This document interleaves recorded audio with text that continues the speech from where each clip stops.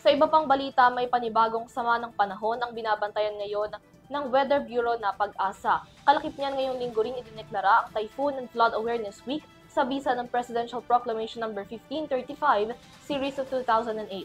May weather report si Charles Malate. Alam nyo ba na sa linggong ito, idineklara ang Typhoon and Flood Awareness Week sa bansa? Ayon yan sa Presidential Proclamation No. 1535, Series of 2008 na nagdedeklarang ang June 15 to 21 ay Typhoon and Flood Awareness Week. Meron itong temang kahandaan sa bagyo at baha, solusyon sa ligtas na bayan.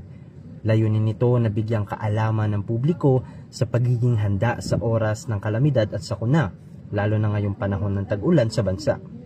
Samantala, bagamat nalusaw na ang binabantayang low pressure area o LPA sa loob ng Philippine Area of Responsibility kaninang 2 AM, may panibago na namang sama ng panahon ang namumuo.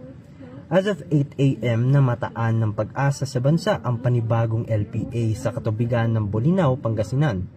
Bagamat wala pa itong direktang epekto, patuloy pa ring mararanasan ng mga pag-ulan sa iba't ibang parte ng bansa.